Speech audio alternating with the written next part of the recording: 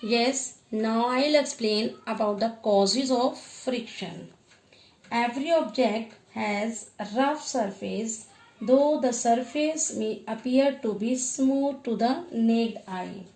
When we see through microscope, it is found that the surfaces of all the objects have rough edges. These are rough edges.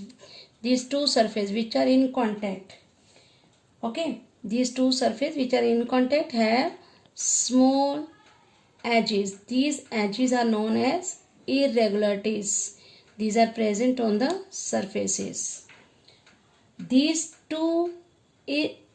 irregularities interlocked with each other.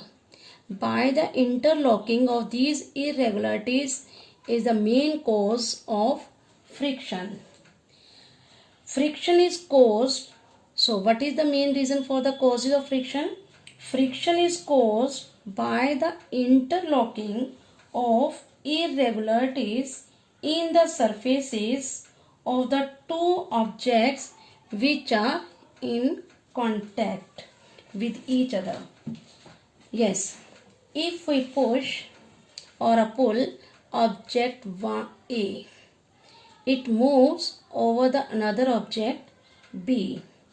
If these irregularities are more in number, there will be more friction. Okay, the surface may be rough. If the surface is smooth, the number of irregularities is very small, so it is easier to pull or push one object over another object. Yes, we should know that spring balance, it is a device which is used for measuring the force acting on the object. What is spring balance? Spring balance is a device by which we can measure the force of friction. Measure the force of friction. Okay. It is the structure of spring balance. The spring balance contains a coiled spring which gets stretched when a force is applied to the hook. If we tie a weight, if we tie a load, okay, with this hook, the spring balance, there is a pointer. This pointer moves up and down, okay, and spring get stretched. We can read the reading on the scale. Is it clear? Yes. Now I am explaining one activity. Take a brick, tie a string with it, and adjust its hook with the string of the spring balance. Clear? And apply a force to pull this brick. Okay, and note the reading. If we wrap a polythene around the brick, again repeat this activity, pull this spring balance, and again read the reading on the scale of the spring balance. Where you apply more force, okay, the surface where there is a rough. Due to wrapping the polythene, the surface becomes smooth. Here we apply small force. Is that clear?